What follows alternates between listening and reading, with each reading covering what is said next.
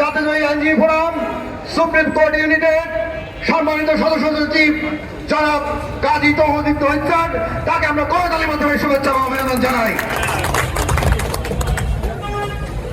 বাংলাদেশ জাতীয় আইনজীবী ফোরাম কর্তৃক আয়োজিত আজকের এই বিক্ষোভ মিছিল সমাবেশে এবিএম খায়রুল হকের গ্রেফতারের দাবি, নিম্ন আদালত উচ্চ আদালতের দুর্নীতিবাদ বিচারক আইন কর্মকর্তাদের অপসারণ দাবিতে আজকের এই বিক্ষোভ মিছিলে উপস্থিত হয়েছেন জাতীয় আইনজীবী ফোরামের কেন্দ্রীয় কমিটি এবং বিভিন্ন নেতৃবৃন্দরা। আজকের এই সমাবেশে উপস্থিত হচ্ছেন জাতীয় আইনজীবী ফোরাম কেন্দ্রীয় কমিটির অন্যতম যুগ্ম মহাসচিব, জাতীয় আইনজীবী ফোরাম সুপ্রিম কোর্ট ইউনিটের বিপ্লবী সদস্য সচিব অ্যাডভোকেট গাজী তৌহিদুল ইসলাম উপস্থিত আছেন।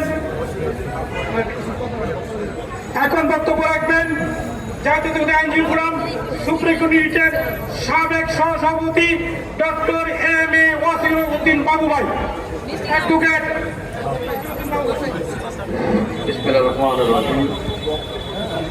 যে ফ্যাসিস্টিজম শেখ হাসিনা ছিল, তার দলেরও এরকম চিহ্ন থাকবে না, ভবিষ্যতে জনগণ তাদের ক্ষমা করবে না, আমরাও ক্ষমা করবো না, আমাদের প্রজন্ম থেকে প্রজন্ম ক্ষমা করবে না।